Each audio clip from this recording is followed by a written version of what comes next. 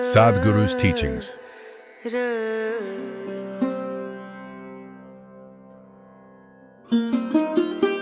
If you are in a recline, your organs will suffer enormously. You can stay in this posture much longer than any other posture. This is the most comfortable thing you can do. Your ability to use your body and your mind goes into a phenomenal scale.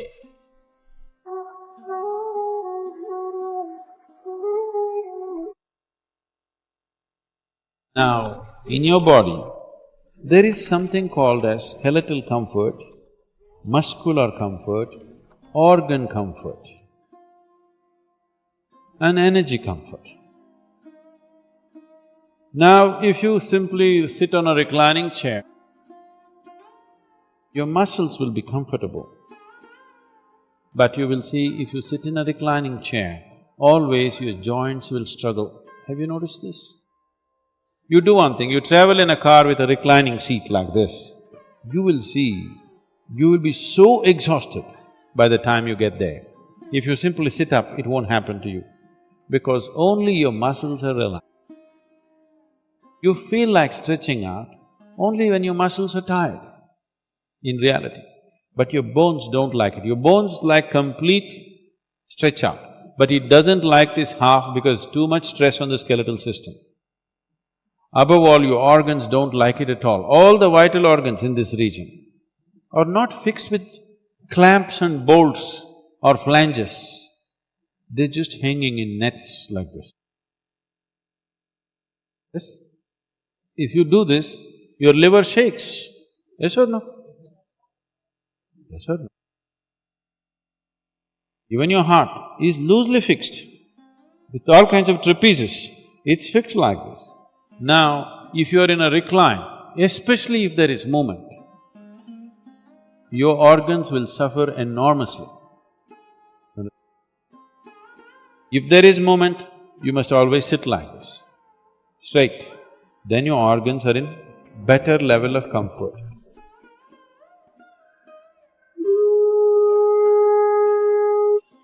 You sit in a posture which is most comfortable for you. Preferably cross-legged, because that's the way it works, the body. It is a posture where the body will be in maximum contact with the floor, so which naturally, in terms of weight per square centimeter, square inch is minimal.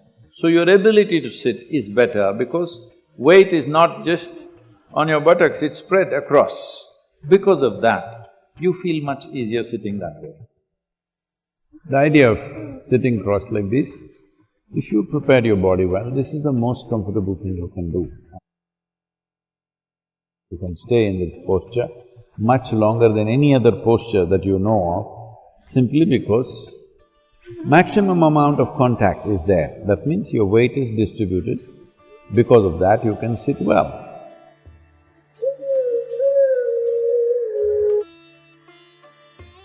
The science of yoga not only has powerful tools for one's ultimate well-being, it also offers useful tools for one's immediate well-being, healing and relief.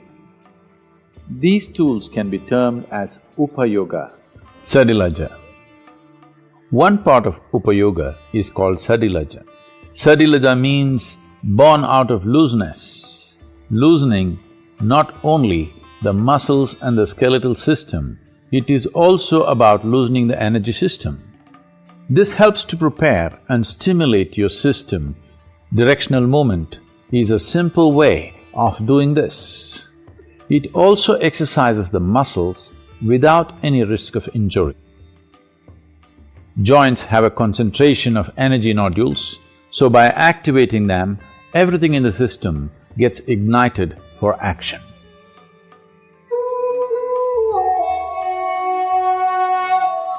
These three ingredients, your breath, your thought and your awareness, in the right combination, if you use them, you will see slowly a little bit of distance arises between you and your body. If you and your body-mind combination and away from each other, then suddenly you will find your ability to use your body and your mind goes into a phenomenal scale. If right now, if you have to count from 1 to 10,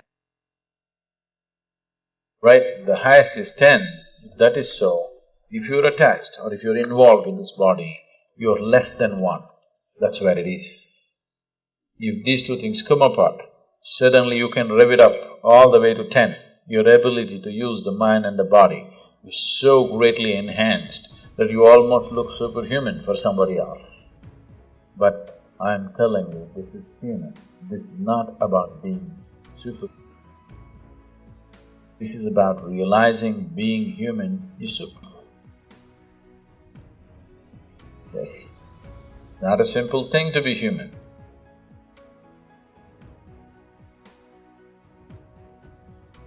This is the kind of energy which can be a base for a whole spiritual revolution which can go through the country or through the world.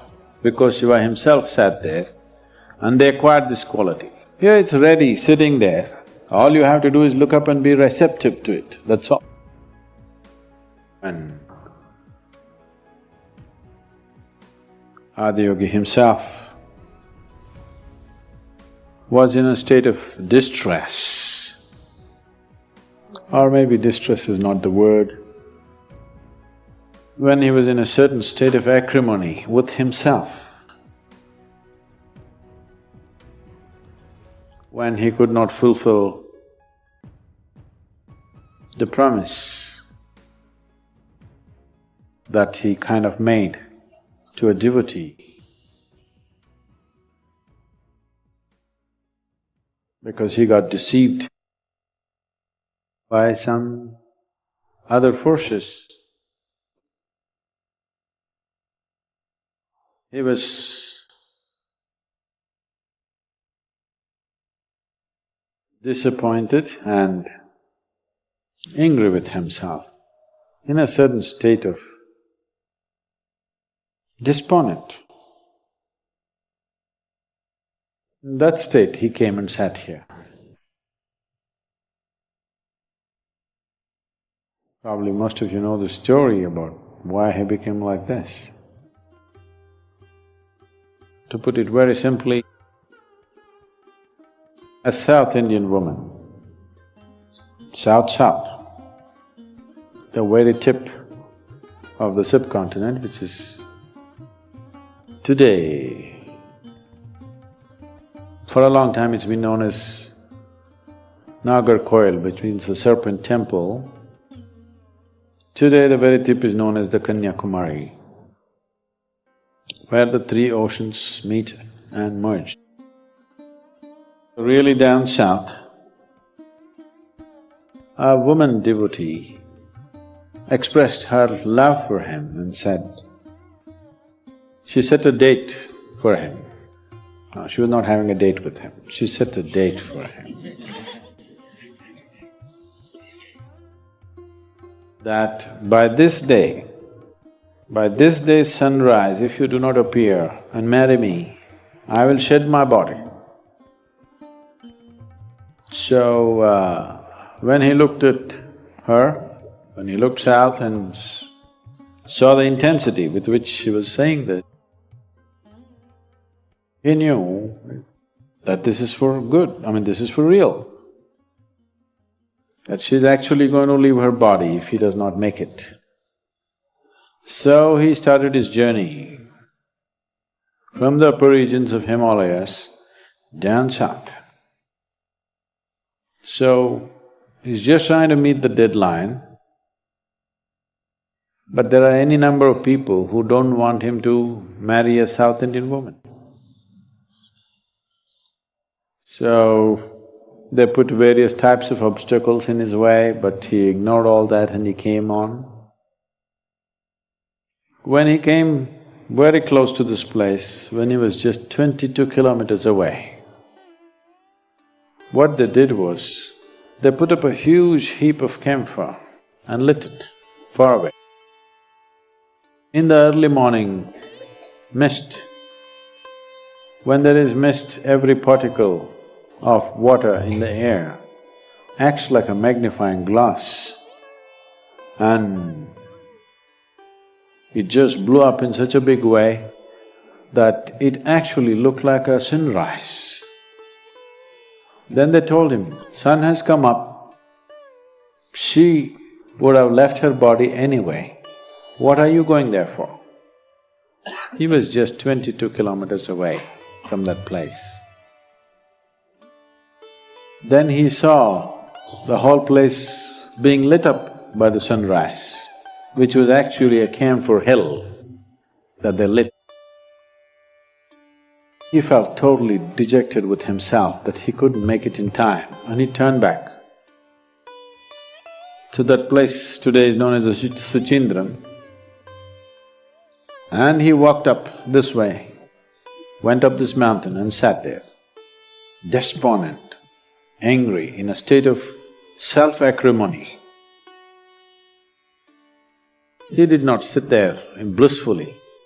He sat there very intense, angry not with someone else, for his own failure. So because he sat here in that condition, which is rare, the place acquired a completely different kind of intensity, a completely different kind of quality about itself, and it bred a whole series of yogis who went to do sadhana there because Shiva himself sat there, and they acquired this quality. They walked with the same rage and intensity, not rage about anybody, simply angry, not about anything. So, a whole series of yogis came from that.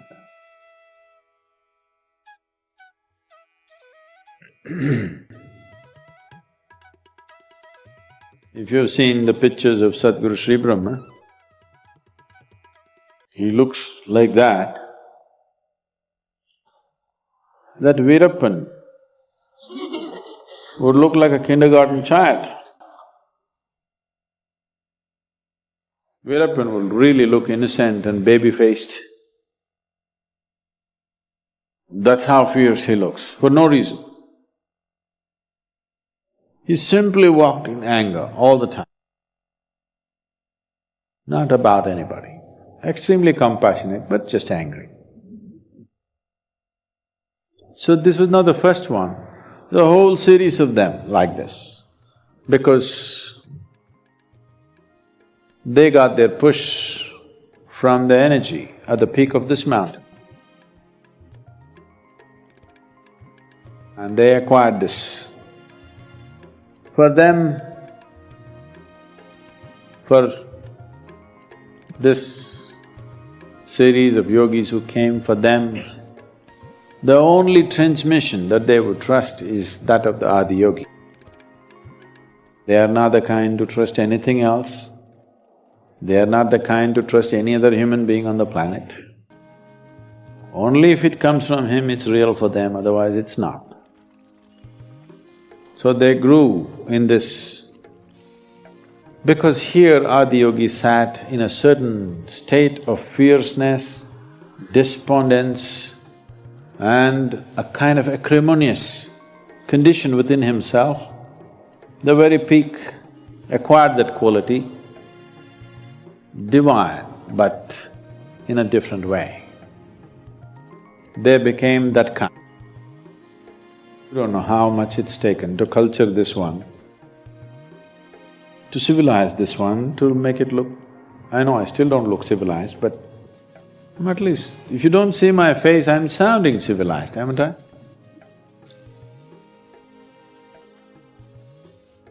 So, the energy, the intensity of what this mountain can transmit, what this peak can do to people is too phenomenal. If we have to generate this kind of energy, enormous amount of work has to be done, enormous. Here it's ready, sitting there. All you have to do is just look up and say, Shiva.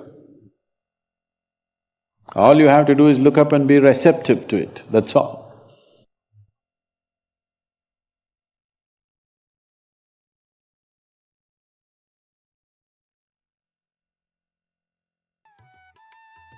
When such a energy basis is available, this is the kind of energy which can be a base for a whole spiritual revolution which can go through the country or through the world. This is not an exhaustible kind, it's an inexhaustible kind. It's not something that'll run out. It's something, the more you draw, the more forceful it becomes.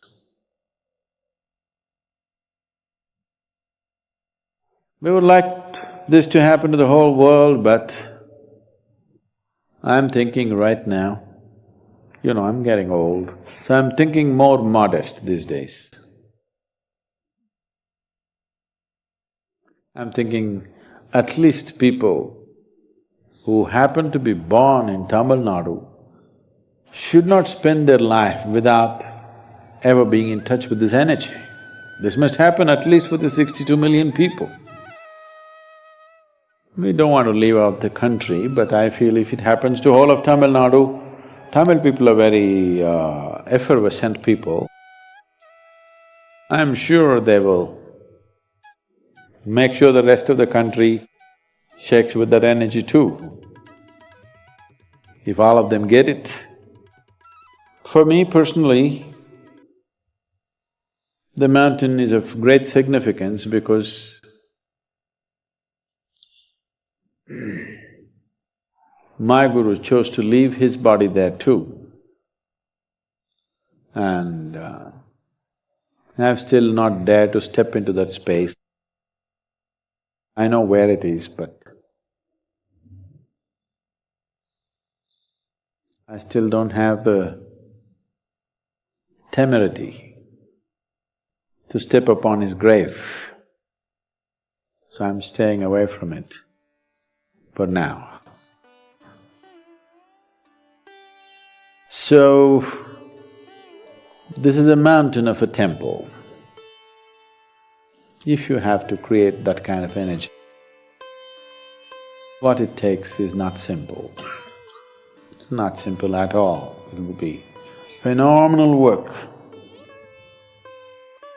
So monumental, it's almost humanly impossible kind of work. But it's all done and kept ready, just in a natural form. If we don't make use of this would be very foolish, especially for the local population. It would be extremely stupid not to make use of this energy, because this can transform everything that human being is. And we can breed more angry yogis, who are wonderful beings, but who don't have to pretend to be kind and gentle and compassionate. They're simply the way they are. They're just like the wild. They're like a tiger in the forest or a tusker that tramples through everything, but whatever he does is still useful.